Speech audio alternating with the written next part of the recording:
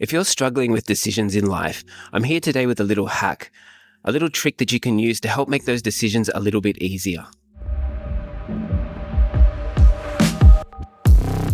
I've come here today to one of my favorite buildings in the whole world, the Dongdaemun Design Plaza, to share this secret with you in the hope that it will help you to design and create the life that you want to live. Because what tends to happen every day when we're faced with these decisions we have in life is we agonize over them. We seem stuck on this belief that the decisions we make are permanent. But that's not how life works. The decisions we make today may not be the best decision tomorrow. Life constantly changes, life constantly evolves. So you need to give yourself the permission to be a little bit flexible when you're making these decisions. And that's where today's trick comes in. It's about prototyping your life, prototyping the decisions that you're making. Because if you do this, you're able to test out possible outcomes, and that will make the decision-making process much easier for you. When Zaha Hadid was designing this building, she would have been faced with so many questions, so many decisions that she had to make in its construction and in its design. And she would absolutely have prototyped those decisions. She would have done sketches, plans, ideas, models. She would have tested and iterated over and over again until she found the one that she was most comfortable with, until she found the one that was going to work for her in that moment. And that's the mindset I want you to adopt with the decisions in your life. Now, I'm going to share with you 3 prototypes now, 3 prototype decisions and models that you can apply to your life to help give you a little bit more structure and to help you make those decisions a little bit more easily. The first of these is what I call the 10% prototype. The 10% prototype is based off the idea that most people think that change and changing your life requires a full reset. You need a new job, a new direction, a new life. But that's exactly the reason why they stay stuck. Because the cost feels too high to change. You have to start over, you have to throw everything out. But here's the reframe that this prototype allows you to achieve. Carve out 10% of your week. Just 10%. And when you think about it, that's only half a day when you break it down. Just carve out half a day. Now, I know some of you will say that half a day is too much to give up. And if that's the case, and you have other requirements and other commitments on, what about a couple of hours? Whatever you can afford to spare, use that block of time to live out a new life. One morning, think like a creator instead of an operator. One afternoon, work in a completely different environment. Play act, pretend. This is about prototyping a change that you want to make.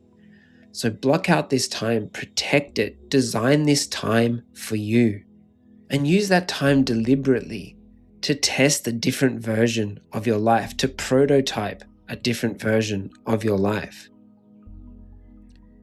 I still remember the first time I heard someone explain this 10% prototype to me.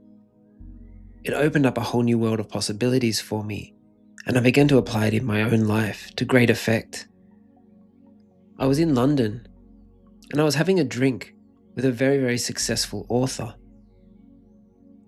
He'd written a number of books. They'd sold very well. But the interesting thing about him was, as well as being a successful author, he also had a very successful and distinguished corporate career. He was on a number of boards. He was in the C-suite at a number of companies. A very, very prominent businessman, but also an author. And I asked him how he juggled the two, how he started writing, and how he balanced a successful writing career with a successful business career. And he told me that when he started, it was a challenge. His corporate work demanded a lot of his time, and he'd stopped and started trying to write. But then he hit on an idea, and he said, Saturday morning, I am a writer. He puts everything else aside, forgets about all of the demands, all of those business meetings, all of those emails, and he blocks out a period of time on a Saturday morning where he is just a writer. He goes into his backyard, he sits by his pool, and he just writes. He tries to write at least 2,000 words a day. on those Saturdays. And he said at the start, blocking out that time and pretending to be a writer allowed him to actually see if this was possible. And by doing it over and over again and getting into the habit of it, he was able to write his first book. Now, this technique has now become his habit. He hasn't yet given up or stepped away from the business side of things and become a full-time writer. But it just shows the power of blocking out that time, of changing your mindset to say, I am a writer. Right now, Saturday morning, I am a writer. I'm not a businessman. I'm nothing else. I'm just a writer, so I'm going to write. And when you have that mindset shift, really powerful things can happen. You're able to test this out. Is this something that I could do more of? Is this something that I could make a bigger part of my life? Because remember, you don't need to change your whole life. You can start small. You just need to change a small part of it. And just do that consistently enough so that it starts to shift everything else for you and you're able to see the possibilities. And now that we've looked at the 10% prototype, we'll move on to the second one, which is the identity prototype.